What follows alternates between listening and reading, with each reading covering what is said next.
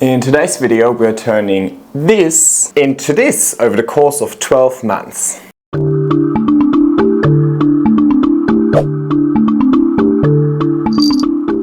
Hey everybody, and welcome back to my YouTube channel. Exactly 12 months ago, I received a small single node cutting of Syngonium Frosted heart. And today it is looking rather lush. In today's video, we're going to look at the 12-month journey that the plant and I have been through together, and then we're going to address anything that I learned about this plant, and I'll provide you with as many care tips as possible.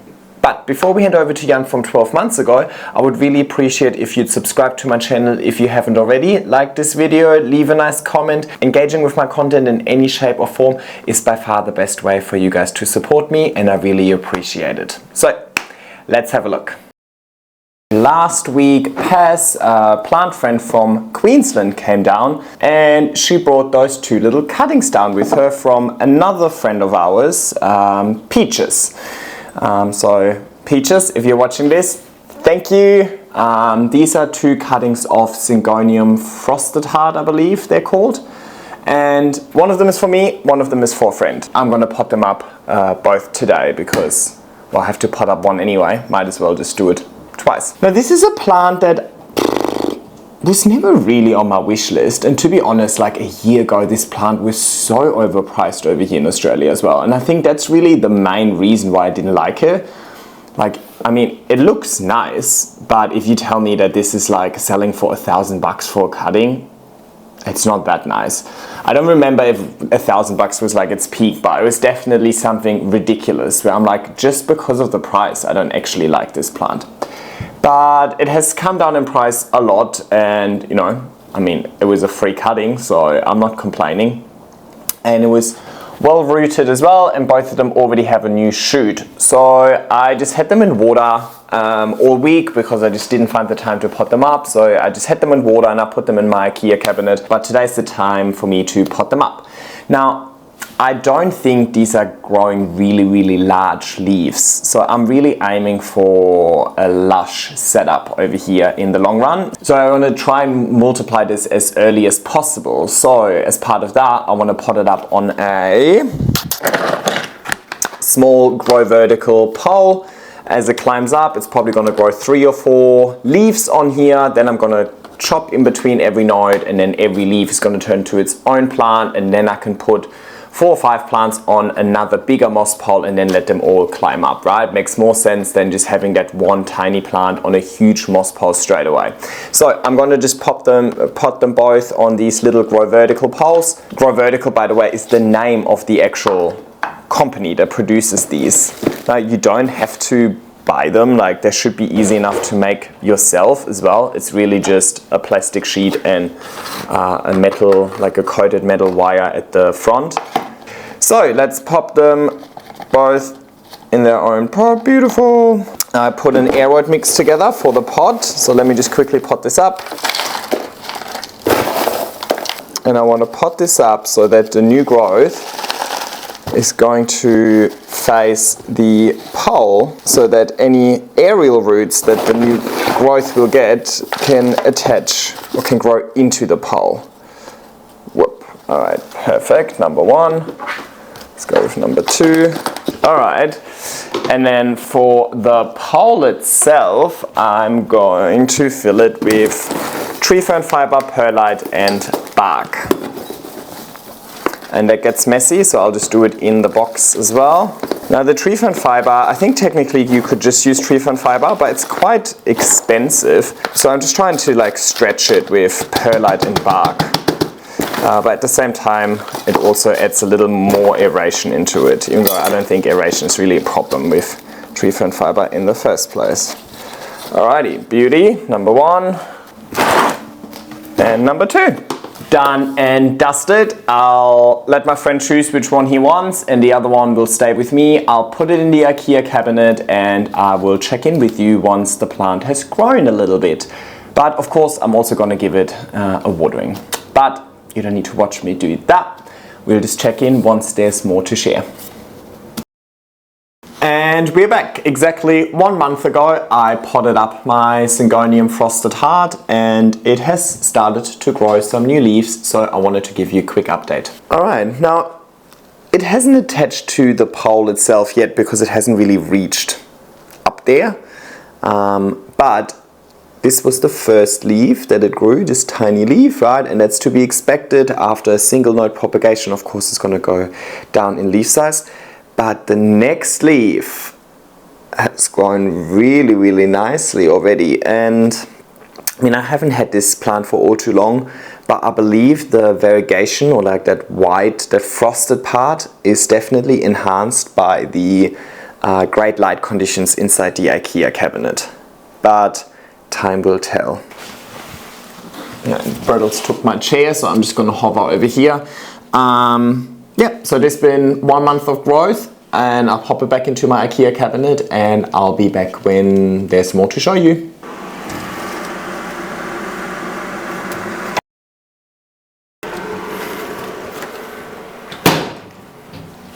And we are back. It has been 2 months since I first potted up this plant on its grow vertical pole, and it's been about 1 month since I gave you the last update. So let's take a closer look to see what happened in the meantime. Alrighty, so just a reminder that this was the first leaf that it grew in my care, and this big leaf down here, that was the leaf that it originally was propagated from. So obviously when you propagate a leaf by itself, single node cutting, the next leaf is going to revert back to being much smaller.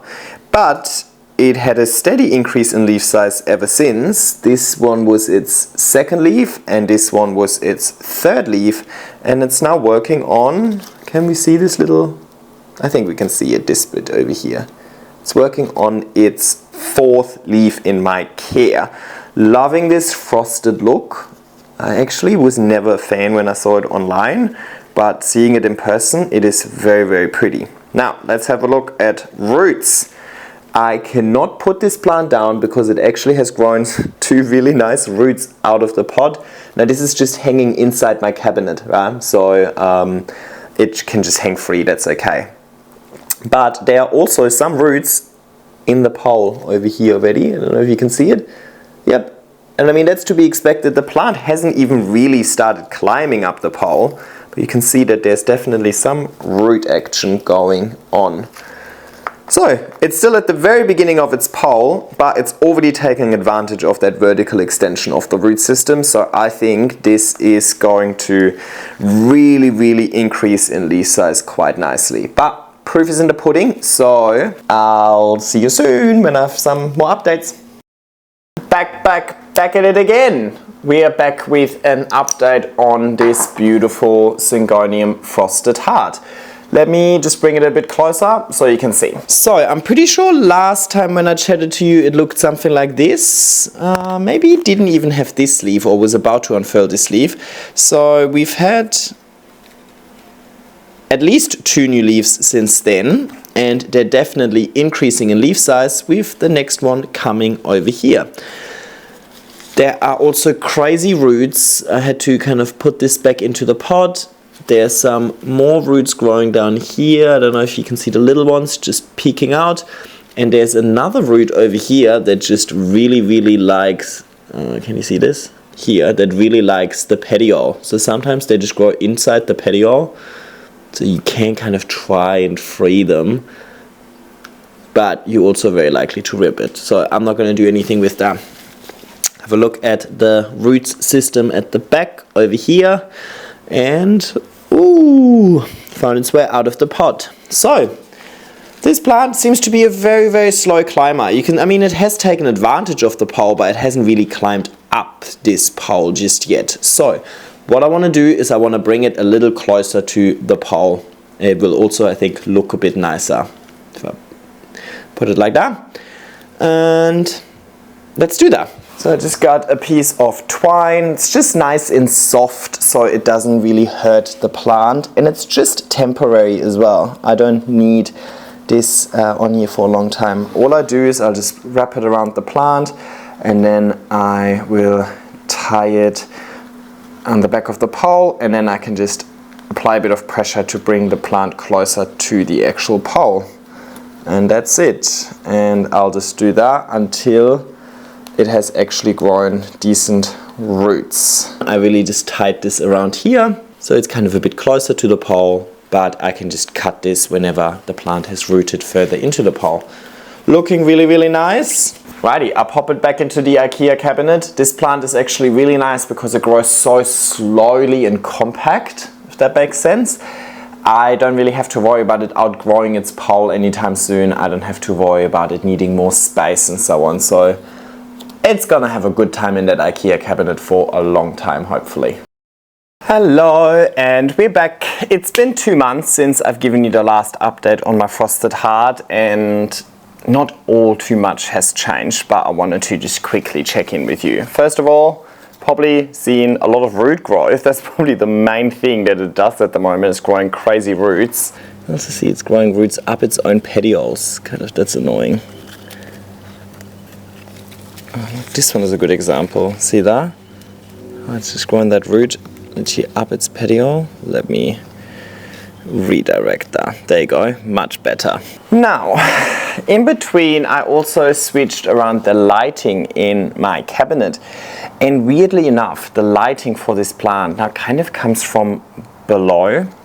I think that's why it's growing a little further forward. It's also kind of not really getting all too close to its pole. So I'm doing this thing again. I'll take my piece of string and I'll just bring the top node closer to the pole again, because it keeps wanting to move away, which I believe again is a result of the light source kind of coming from slightly below, because I have a new light hanging on the door.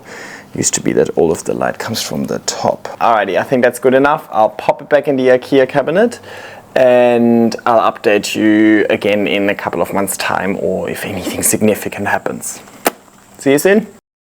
And we're back. It's been 2.5 months since the last update, and this plant is thriving, specifically in the root department. I mean, it's still throwing out roots like crazy. Look at all of this. Now, me trying to kind of pin the plant a bit closer somehow worked. Some roots are making it into the moss pole, and you can certainly see some root. Can you? I don't know.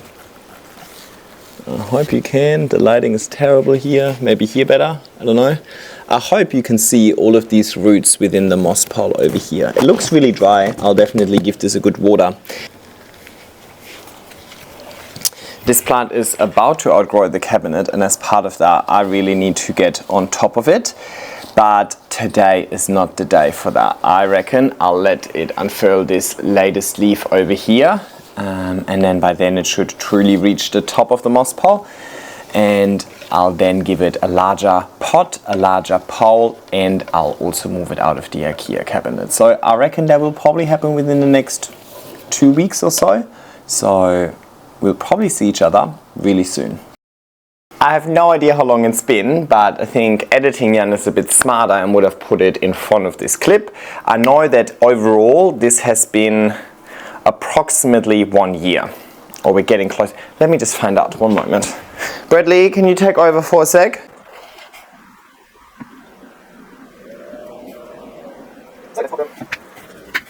Bradley, hey!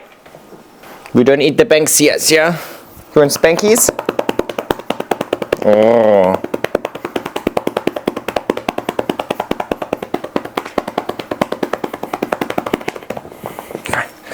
Alright, turns out this has been going on for 10 months, and it's been a month since the last update.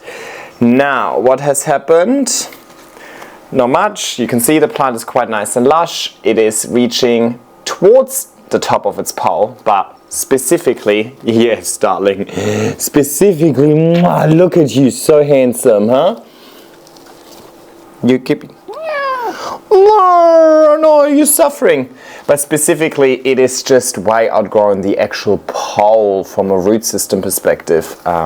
Yep. I mean, even this root starts having roots. So I need to give this more room to really get the full potential out of it. I've done this process many times before. Hey, can I get to there, please? Thank you. I've done this process many times before, but I've never done it with a pole that wasn't filled with moss. So, and by many times, I mean twice. Oh, this was also quite dry. Could have probably watered that a little more frequently, but I don't think the Syngonium in itself really minds. I want to take this off this pole and put it on a larger pole. So let me just quickly remove all of the cable ties from here, and we take the pole. Oh my god.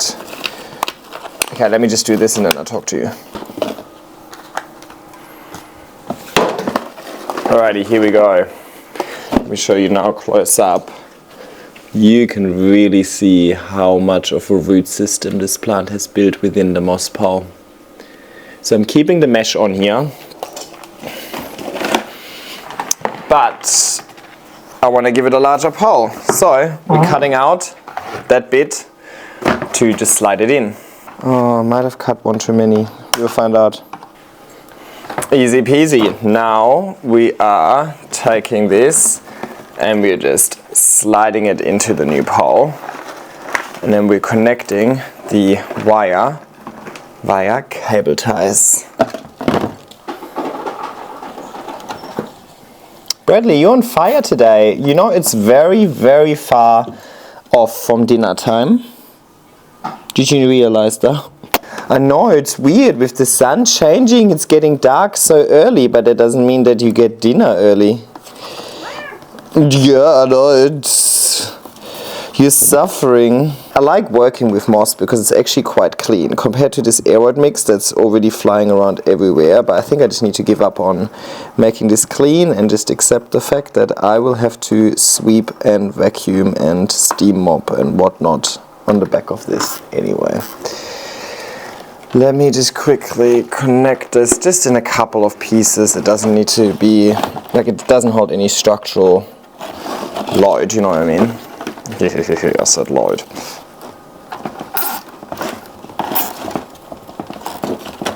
Alright, now we can pot this up, and I'll put all of these roots into the pot. Let's see if I need to remove any of the bottom leaves.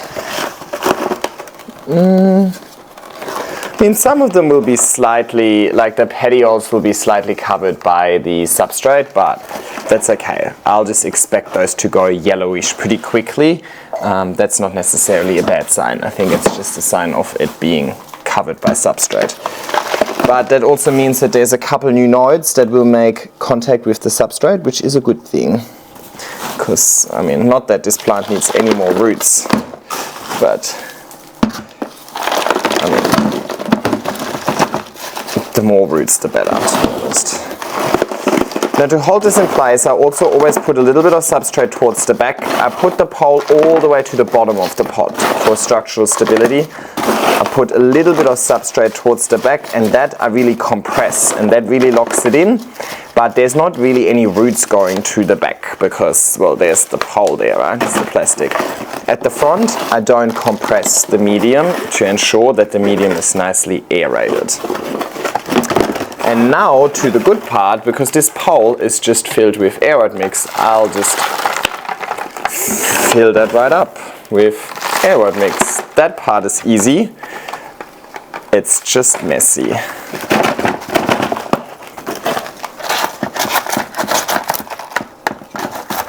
Oops, I just stabbed the new sleeve.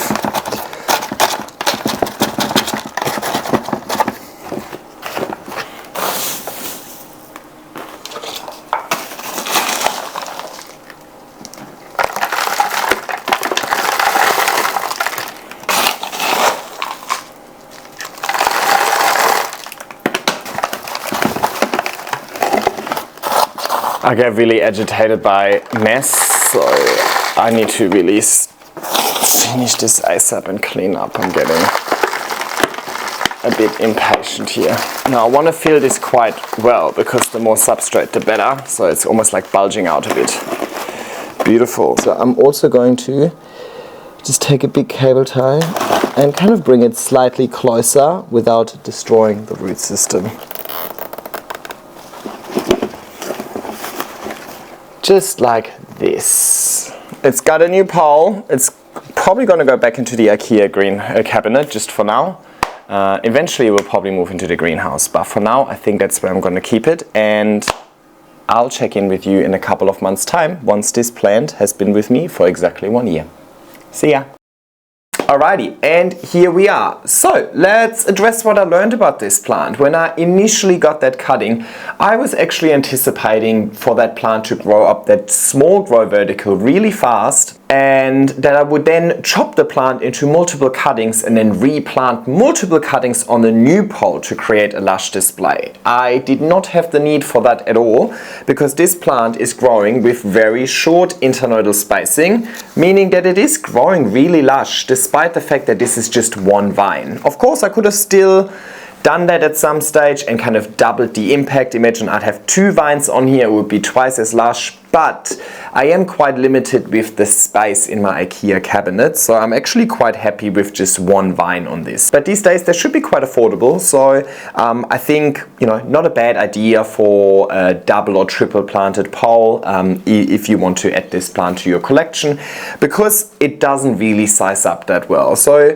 we saw a nice size increase, like to this leaf over here pretty quickly. This is like the, I don't know, 5th leaf or so that it's grown, and from there it kind of stayed the same pretty much. I mean, there's a new leaf coming through over here that's looking really nice and white, but it hasn't really increased in leaf size any further. Now, of course, the conditions in my IKEA cabinet are consistent, so you know, if I don't provide it with better conditions, it might not actually be able to grow any larger, but I actually think this is also partially in its DNA. I think I've seen one that sized up a little bit more, but it actually didn't end up looking that nice sizing up. I saw one online. So I'm really happy with the progress of this plant and the size of the leaves of this plant. I'm certainly not aiming for anything larger, and I think anything larger is probably also quite hard to achieve in an indoor setting with the limitations of you know, having a pot and so on. At least from my experience over those 12 months. But we are heading into spring now, maybe in another, you know, in another month or in another month and a half or so, it should be warm enough outside. I would actually really like to put this plant in my outdoor greenhouse and see if that helps the plant take it to the next level, or if it will just continue growing kind of this sized leaves in a bushy way. Either way, I'm more than happy with how the plant turned out. Honestly, I don't think I can complain about it at all.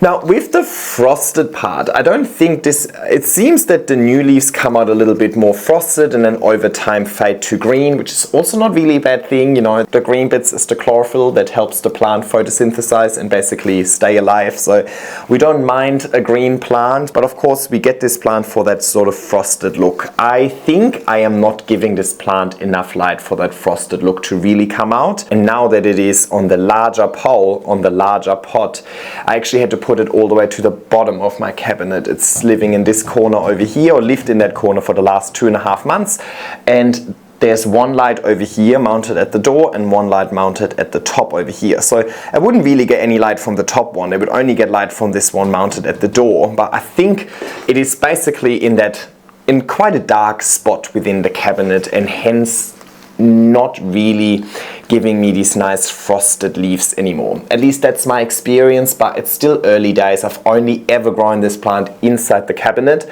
The only changes in conditions were changes to the cabinet setup. So in the grand scheme of things, I don't think I've tried enough different conditions for this plant to really assess what conditions work best for the plant and the variegation and what doesn't.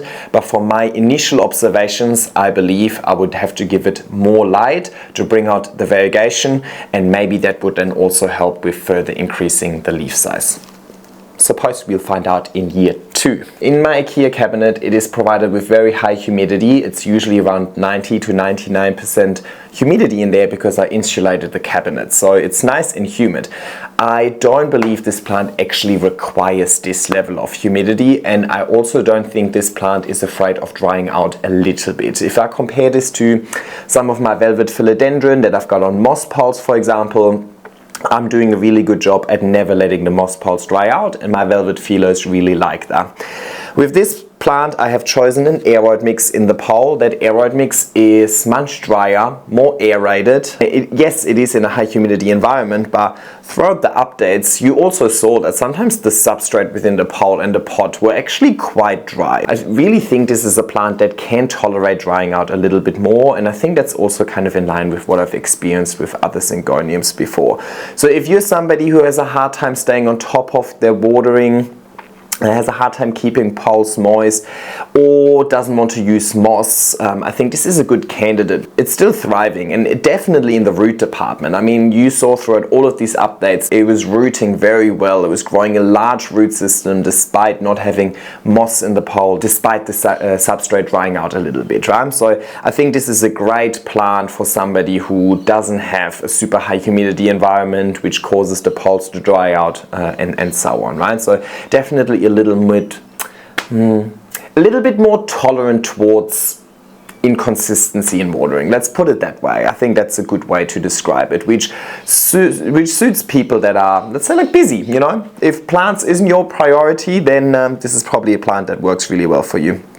However, I don't really like the aeroid mix in the pole. I mean, you can probably see this, even if I squeeze it a little bit now, there is just perlite and smaller particles falling out and so on. So it's fine in the IKEA cabinet. I feel like it's kind of, I put it there, I just spray the pole with water every now and then, very inconsistently by the way, like sometimes every 2 weeks, sometimes weekly, like honestly, just as I kind of remember.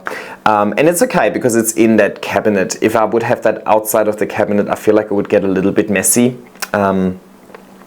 So I really don't like aeroid mix for my indoor plants, but I'm planning on putting this in my greenhouse anyway, and then I'll just hoist everything down and the mess is just gonna fall on the floor, so it's a non-issue. So it's fine. The plant, however, really doesn't mind it. It's more that I mind it. It also makes the whole setup much heavier. Keep in mind, if you have a really heavy setup with a heavy pole and then you start extending it, it's gonna potentially have stability issues. But that leads me to the next part. It's not really a fast climber, is it, right? In 1 year, it climbed up half of a grow vertical moss pole. That's a really good thing, and that makes this plant a great candidate for somebody who doesn't have time to repot or upgrade moss poles or extend moss pots, chop and extend moss pots and so on. I was not aware of this plant being such a slow climber. If I would have been aware of that, I might have just given it the first disc grow vertical pole from the beginning. And then I would have also not had to do this little upgrade halfway through the year. I mean, for me it's fine because I now grow plants and create content for a living, so you know, I don't mind doing these things, like, you know, it gives me something to do. But if you want a more laissez-faire setup, then you could have easily given this a large moss pole straight away, and then you might not have to upgrade and or repot this plant for years to come. I do provide my nutrients via the watering, and sorry, yes, my care tips are all over the shop. I don't write things down, I literally just talk to you guys. Sorry. I do provide a liquid nutrient, GT Foliage Focus, with the watering, and it's always linked in the description under every single one of my videos. Now, because I am watering this plant so infrequently, I also provide the nutrients a little more infrequently, so this could have also been a reason why the plant hasn't really sized up any further. But again, I think this is mainly to do with the DNA, because I've got other plants in the cabinet that get the same conditions, the same infrequent watering, the same infrequent fertilizing, the same weirdish light exposure, and they are consistently increasing. So I think it has something to do with the plant, not necessarily with me. Temperature-wise, the cabinet stays pretty consistent. As I said, this plant has stayed in the cabinet for the full 12 months, so it hasn't been exposed to all too many different temperatures, humidity levels, and so on that I could really give you a great range. I can tell you that the 20-odd degrees in my cabinet with really high humidity are working. That's all I can tell you. But given this is a Syngonium, I would assume that this is fairly resistant to lower humidity and to more fluctuations in temperatures as well. The leaves are pretty thick and leathery, so I don't think they're the most finicky thing out there. Not like a velvet philodendron verrucosa, for example. So I think they could easily handle a little bit of heat, a little bit of cooler temperatures as well, but of course also only to an extent that the plant is used to. If you grow this plant in a hot house with perfect conditions and then suddenly you move it out where it's 5 degrees, this plant is still going to suffer. But I think it has potential to grow in a large variety of conditions, just purely judging based on the leaf thickness and it being a Syngonium. But you guys let me know in the comments, maybe somebody else has grown this plant and has grown it in different variety, has grown it in different conditions and still had success. I haven't had any pest issues with this plant, which is good news, and I have had thrips in the cabinet, but the thrips seem to not really enjoy this plant, so that's also really good news. And what else have I learned about this plant? Let's maybe address the aeroid mix. I addressed the messiness of the aeroid mix, but I also switched halfway through, right? So initially I had a more tree fern fiber heavy aeroid mix, and then afterwards when I gave it the larger pole, I ran out of tree fern fiber. And that's also just reality of growing plants, right? Like, my substrate is never the exact same. I use what I have available, and if I'm missing an ingredient here and there, then that's okay, I'll supplement with something else. The tree fern fiber had more water retention, and when I then changed it to the aeroid mix one, it has less water retention, but I have noticed the water retention of the tree fern fiber being essential to this plant.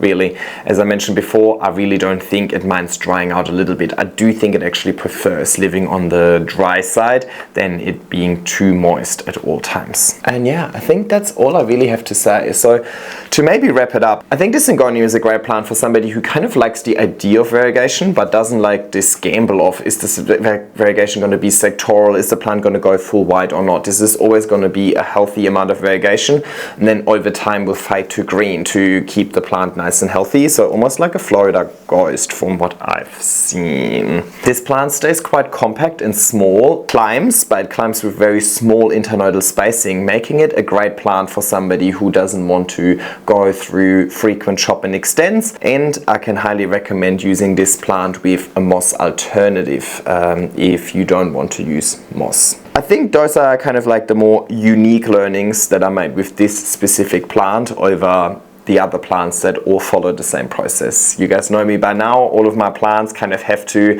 follow my process because that's the way that I like to deal with it. And if the plants don't like my process, then they're not the plants for me to grow. But this plant seems to like my process and I like it back, and it's honestly such an easy, low fuss plant, and I can't wait to see what this plant grows into in its second year once I'm going to experiment a little more. So I think there's a few more learnings to make for me, but I like doing these 12 monthly plant spotlights, and well, it was just coming up now, and I suppose I'll do a follow-up after year 2 to share any further learnings with you, right? That's what I love about this hobby. It's an ongoing learning curve, and yeah, it will never get boring. Thank you so much for watching. I hope you enjoy these videos that cover a full 12 months of a plant's journey. I certainly enjoy making them, but they take a lot of planning and a lot of patience, so I would really appreciate if you would subscribe if you haven't already, and I'll see you next time around. Bye!